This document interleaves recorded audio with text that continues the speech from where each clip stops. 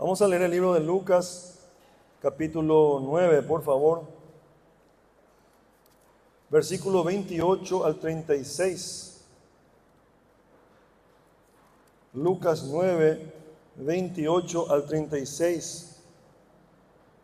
Dice la bendita palabra del Señor lo siguiente: Aconteció como 8 días después de estas palabras, que tomó a Pedro, a Juan y a Jacobo, y subió al monte a orar.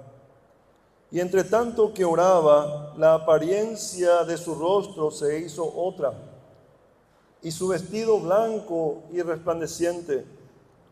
Y he aquí 2 varones con él, los cuales eran Moisés y Elías, quienes aparecieron rodeados de gloria y hablaban de su partida, que iba Jesús a cumplir en Jerusalén. Y Pedro y los que estaban con él estaban rendidos de sueño, mas permaneciendo despiertos vieron la gloria de Jesús y a los 2 varones que estaban con él. Y sucedió que apartándose ellos de él, Pedro dijo a Jesús: Maestro, bueno es para nosotros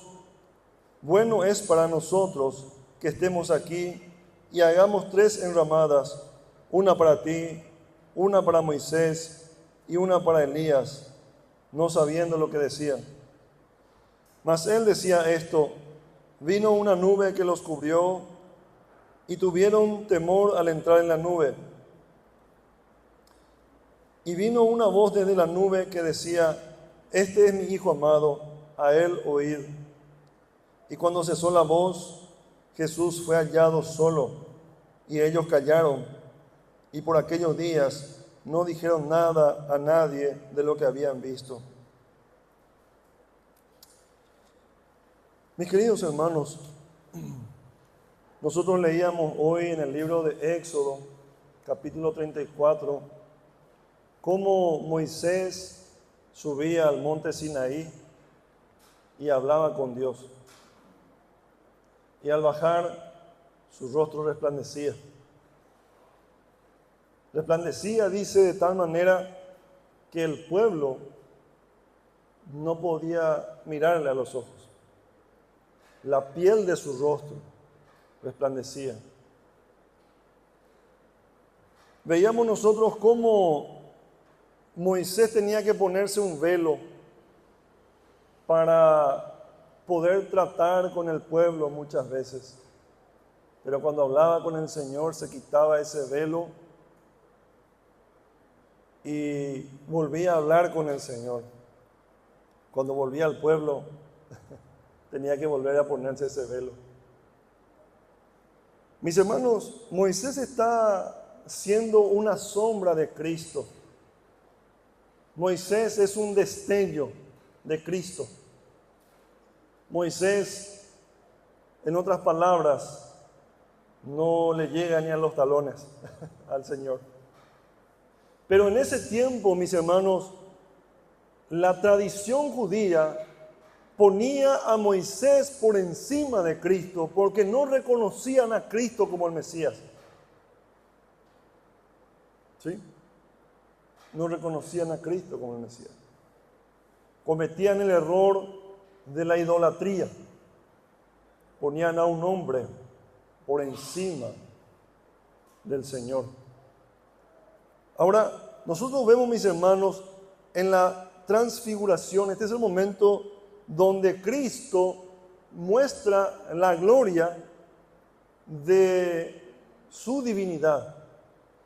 Decimos nosotros de que el Señor no es 50% y 50%. 50% hombre y 50% Dios. No estamos hablando, mi hermano, de una mezcla equilibrada entre humanidad y divinidad. Cuando hablamos de la esencia de Cristo, estamos hablando de Cristo, del Hijo de Dios, completamente hombre y completamente Dios. Esa es la esencia. A Cristo no le falta nada de humanidad, ni le sobra divinidad, ni tampoco le falta algo de divinidad y le sobra humanidad. Él es completamente hombre, así como cada uno de nosotros, en nuestra constitución humana estoy hablando, pero sin pecado. Y es completamente Dios, cosa que jamás podremos nosotros explicar la esencia misma de Dios. Cuando hablamos de Dios, estamos hablando de un misterio para el hombre. No podemos nosotros explicar completamente a cabalidad cómo es Dios. No hay lenguaje humano que pueda expresar completamente y explicar a cabalidad la esencia de Dios. Hace unos días estaba yo enseñando a un grupo de hermanos acerca de la Trinidad. Y yo creo, mis hermanos, que una de las lecciones más difíciles, si no es la más difícil de todo lo que enseña la Biblia, es la Trinidad. Pero dentro de todo, mis hermanos, dentro de esa humildad que debe haber de reconocer que no podemos explicar completamente a Dios, debemos reconocer que esto debe ser así. Debe ser así. Está bien que no podamos explicar todo de Dios.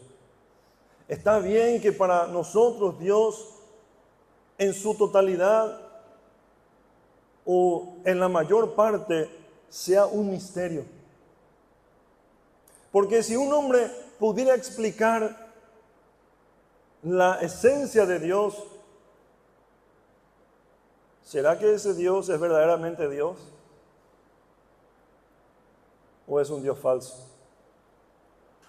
Porque si la esencia de Dios puede entrar en el pensamiento del hombre, en la mente humana, entonces no estamos hablando del Dios de la Biblia.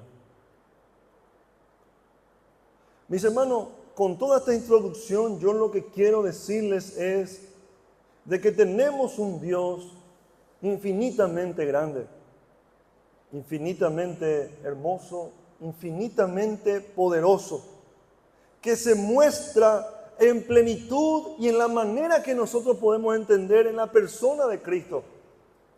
El Señor dijo: el que me ha visto a mí, ha visto al Padre. El que me recibe a mí, recibe al que me envió. El que me niega, el que me rechaza, rechaza al que me envió. En nuestro curso de los miércoles, nuestro estudio bíblico, estamos analizando esta verdad, pero también estamos analizando otras cosas alrededor de esa lección o de esas verdades. Por ejemplo, si una religión no rechaza a Cristo, pero entre comillas acepta al Dios del Antiguo Testamento, ¿será que puede llamarse cristiano? ¿Será que puede decirse que adoran al Dios verdadero? Porque el Dios verdadero, mis hermanos, es Dios Padre, Dios Hijo y Dios Espíritu Santo.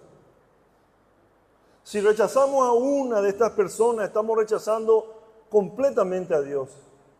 No se puede aceptar solamente una parte de Dios, porque no hay una parte de Dios. No hay tres partes, hay solamente una. Y si rechazamos una parte, estamos rechazando a todo, a Dios. Estos hombres que veían a Moisés con el rostro brillante y leían esto que pasó en el Éxodo, en el tiempo de Jesús, leían eso, comenzaban a idolatrar a Moisés.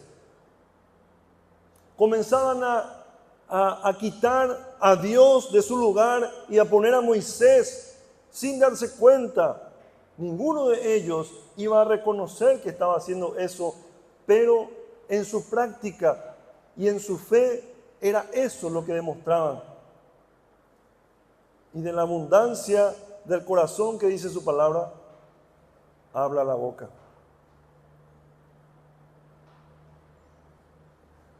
Si queremos saber qué hay en nuestro corazón, si queremos saber si hay idolatría o no en nuestro corazón, debemos escucharnos hablar, hermanos. Debemos escucharnos hablar. Si usted habla mucho de una persona, de alguna manera está idolatrando a esa persona. Si usted habla mucho de usted mismo, usted se está idolatrando a sí mismo.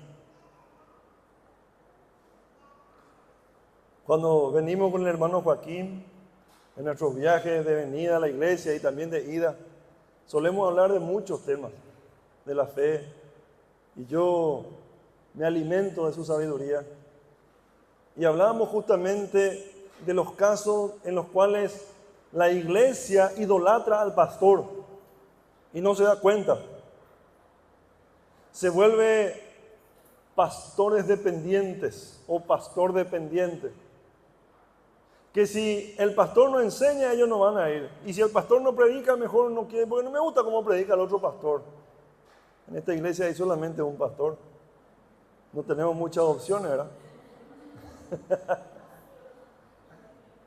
Pero, mis hermanos, no podemos nosotros quitar a Dios en ninguno, ni siquiera ninguna proporción para poner a una persona.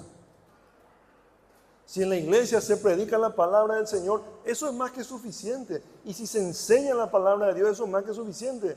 Y si se estudia la palabra del Señor, eso es más que suficiente para no dejar de venir y no dejar de buscar de Dios.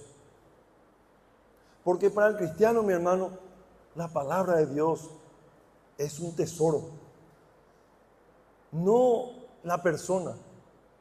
Nosotros, mi hermano, podemos pasar y vamos a pasar. Nuestra vida es corta, hermano. Es como el rocío, dice la palabra del Señor. Es como un lirio, es como una flor que florece y se marchita y chau.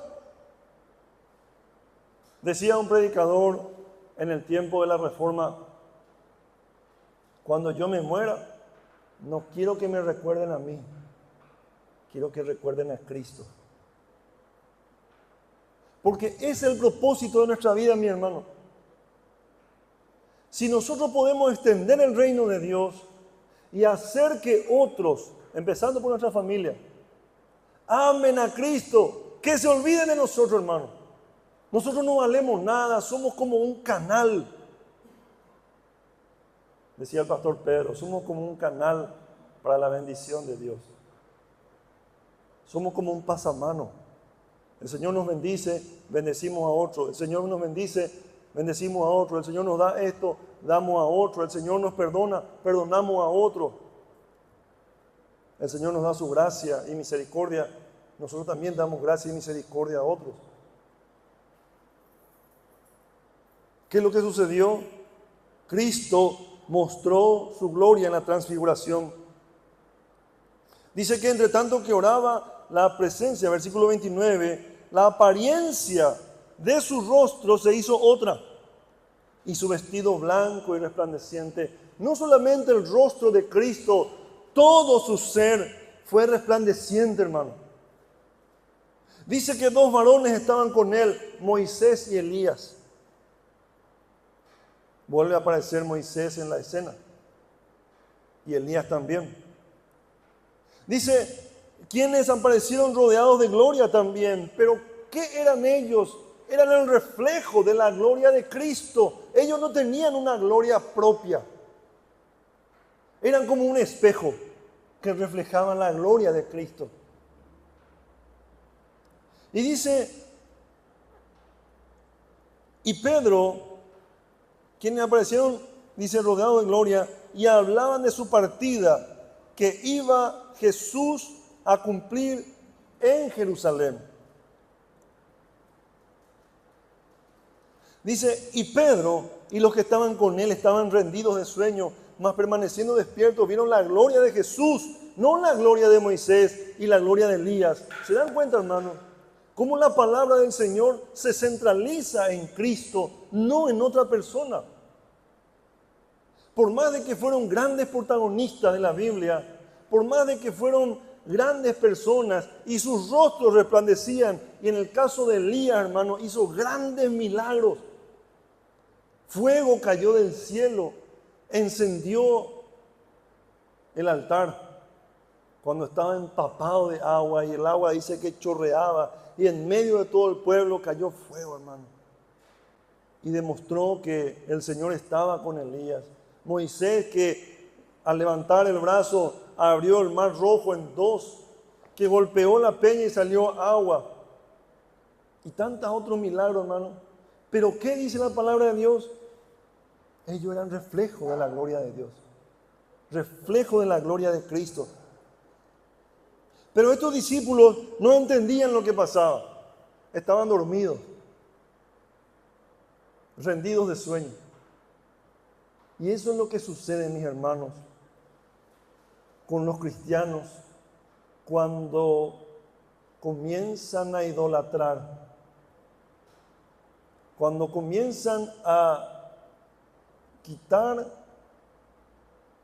al verdadero creador de la vida, del corazón, y empiezan a llenar ese lugar con otras cosas. Porque el cristiano no solamente, o las personas no solamente idolatran a las personas, idolatran cosas, idolatran también sistemas, idolatran instituciones, idolatran el dinero. Y la Biblia dice que nosotros no podemos servir a dos, ¿qué dice? Dos señores. No podemos. No hay lugar para el corazón humano que pueda habitar Dios y a la vez el dinero, o Dios y a la vez tu cónyuge, o Dios y a la vez tu trabajo, tu título académico, tus logros. Ponle el nombre que sea, hermano.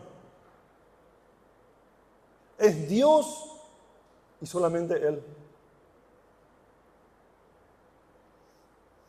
Por eso, hermano, hoy yo creo que es una buena pregunta. ¿Hay algún ídolo en tu corazón? No hay lugar para nada más, hermano.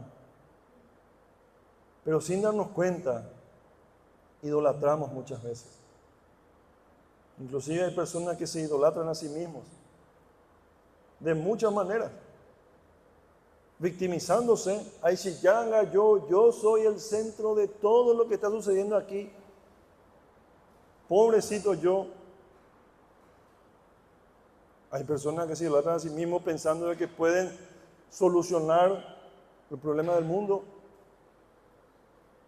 Hay personas que se idolatran a sí mismos pensando de que ellos solo pueden solucionar con sus propias fuerzas sus problemas y no confían en el Señor. Mis hermanos queridos, el Señor nos llama a quitar todo tipo de ídolos de nuestra vida. ¿Hay ídolos en tu corazón? ¿De qué habla tu boca? ¿De qué sueles hablar? ¿De qué sueles conversar frecuentemente? ¿De qué te quejas frecuentemente? ¿Qué es lo que manifiesta tu boca, hermano? ¿Por qué? Porque tu boca es un termómetro de lo que hay en tu corazón. ¿Cuál es un pensamiento frecuente que tenés en tu mente? Te pregunto. Estamos llevando esto a la práctica para que podamos ver qué hay en tu corazón. ¿Cuáles son los pensamientos recurrentes en tu mente? ¿Cuáles son tus temas de conversaciones recurrentes? ¿Cuáles son tus preocupaciones recurrentes, hermano?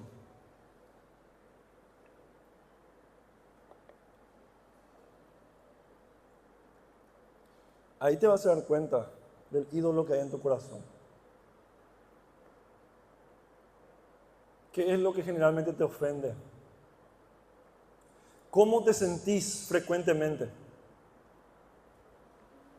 y te vas a dar cuenta los ídolos que hay en tu corazón. Hoy, mis hermanos, es tiempo de quitar eso. ¿Qué dice la palabra del Señor? Sigamos leyendo. Dice, y sucedió que apartándose ellos de él, Pedro dijo a Jesús, Pedrito, este nos caracteriza a todos, mi hermano. Maestro, bueno es para nosotros que estemos aquí y hagamos 3 enramadas, una para ti, una para Moisés y una para Elías. No sabiendo lo que decía. ¿Por qué, hermano? Porque Pedro estaba rendido de sueño. No solamente el sueño que afecta al cuerpo, sino en ese sueño espiritual que nos adormece, que no nos permite ver claramente, hermanos. Cuando estamos dormidos espiritualmente, comenzamos a agregarle cosas a nuestra fe que son completamente necesarias. Empezamos a agregarle motivos a nuestra adoración que son innecesarias. ¿Cómo está usted, hermano? ¿Adormecido? Si es así, pida al Señor que su Espíritu Santo le despierte, que le abra los ojos para ver qué ídolos hay en su corazón. Una cosa más, analice sus reacciones. ¿Cómo usted reacciona ante las situaciones que se presentan en su vida? Porque ustedes saben que las situaciones que se presentan son controladas por Dios para moldear nuestro corazón. ¿Cómo usted reacciona? Pedro nuevamente no sabía lo que decía. Y es cierto, no podemos culparle, hermano, porque gracias a esto es que nosotros hoy podemos entender de que tenemos que salir, mi hermano, de ese adormecimiento espiritual. ¿Qué dice? Mientras él decía esto, versículo 34, vino una nube que los cubrió. Y dice, tuvieron temor al entrar en la nube. ¿Qué dice? Vino una voz desde la nube que decía, ¿qué decía? Este es mi Hijo amado. A él oíd.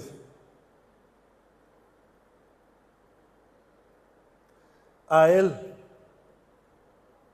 ¿Por qué? Porque Moisés hablaba de él. Y porque Elías profetizaba de él. Porque toda la Biblia habla de Cristo. Y nosotros, mi hermano, no podemos quitarle a Cristo el lugar que Él debe tener en nuestra vida. Hoy el Señor, mi hermano, quiere poner en orden nuestro corazón y quitar los ídolos que hemos fabricado falsamente, hermano. Falsa expectativa, falsa esperanza, falsos ídolos. Él quiere, mi hermano, y Él nos dice hoy, no son tu fuerza, no son tus capacidades, no son tus recursos, no es tu cónyuge, no es tu familiar, no es tu jefe, tu patrón el que te paga el sueldo. No es, mi hermano, ninguno otro ni nada. Solamente a Cristo oíd, dice el Señor. Para los judíos, Moisés y Elías podrían representar un ídolo. Los fariseos idolatraban a Moisés. Pero ¿qué dice el Señor? Dios Padre, el que envió a su Hijo a morir por nosotros. Este es mi Hijo amado. Este es superior. Este es infinitamente grande. Este es el Creador. A Él tienen que oír.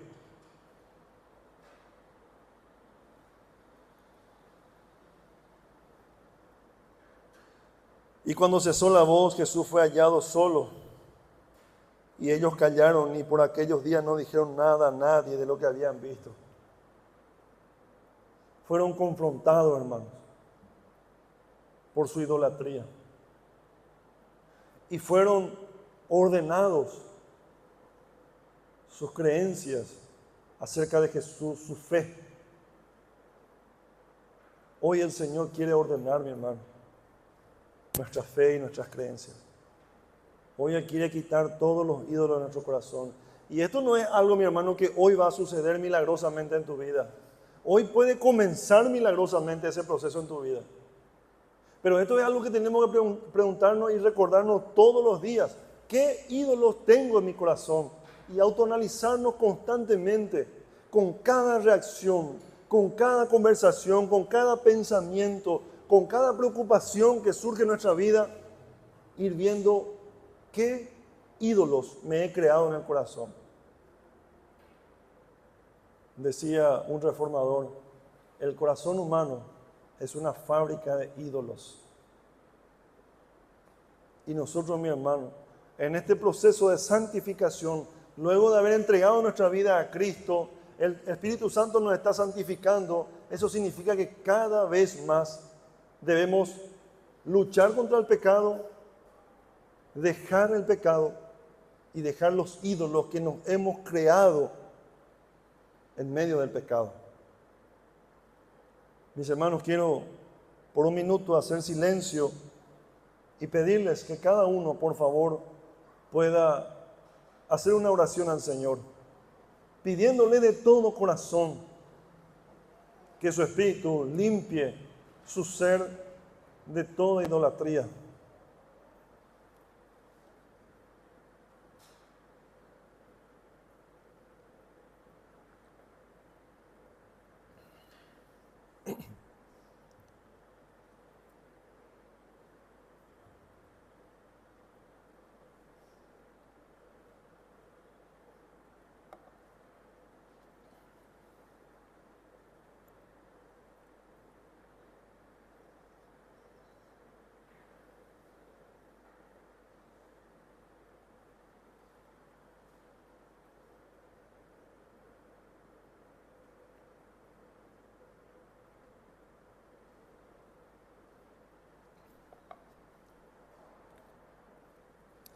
Padre Celestial, hoy rogamos en el nombre de Jesús que tú nos limpies, Señor, de toda maldad, de todo pecado y de los ídolos que nos hemos creado en el corazón, Señor. Hoy te pedimos perdón porque por causa de esos ídolos no te hemos adorado correctamente. No hemos vivido nuestra fe correctamente, hemos tenido distracciones, hemos desviado nuestra adoración hacia otras cosas. Y si en palabras decíamos que te amábamos, Señor, nuestras acciones demostraban otra cosa. Hoy te rogamos en el nombre de Jesús que nuestro corazón sea limpiado. Mis hermanos, díganle al Señor, limpia nuestro corazón, limpia mi corazón. Quita, Padre Santo, toda idolatría de esta iglesia, de esta congregación, de los hermanos que están aquí, de los que no han podido venir, Señor. Hoy te rogamos en el nombre de Cristo, sánanos, Señor, sanea nuestra iglesia, limpia nuestro corazón, Señor. Pedimos también por las iglesias Marangatú, para que también, Señor Dios, tu gloria se refleje en las congregaciones Marangatú, Señor. Te pedimos, Dios amado, que nos libre de toda idolatría. Y también pedimos, Señor, por la iglesia en el Paraguay. Oh, Señor, limpia de toda idolatría, Señor. Aquellas que son manifiestas, que están explícitamente expuestas, y aquellas, Señor, que están escondidas. Para ti, Señor, nada se puede esconder. Oh, Dios Santo, quita toda idolatría de nuestra nación, Señor. Y pedimos, Dios mío, que tu iglesia se pare firme y salga, Señor, de ese adormecimiento espiritual que no nos permite, Señor, adorarte en espíritu y en verdad. Límpianos, Señor, y perdónanos. Y ayúdanos, Señor, a compartir esta santa cena de manera digna, Señor. Hoy confiamos en tu gracia, Señor, y pedimos perdón en el nombre de Jesucristo, nuestro Señor y Salvador. Amén y amén. Amén, mis hermanos. Yo quiero pedirles que por favor se pongan de pie y vamos a decir juntos el credo que resume nuestra fe. Confesamos nuestra fe mediante el credo de los apóstoles. Creo en Dios Padre Todopoderoso, Creador del cielo y de la tierra. Creo en Jesucristo, su único Hijo, Señor nuestro, que fue concebido del Espíritu Santo, nació de la Virgen María, padeció bajo el poder de Poncio Pilato, fue crucificado, muerto y sepultado, descendió a los infiernos, al tercer día resucitó de entre los muertos, subió al cielo y está sentado a la diestra de Dios Padre Todopoderoso.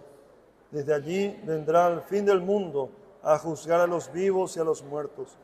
Creo en el Espíritu Santo, la Santa Iglesia Universal, la comunión de los santos, el perdón de los pecados, la resurrección del cuerpo y la vida perdurable. Amén.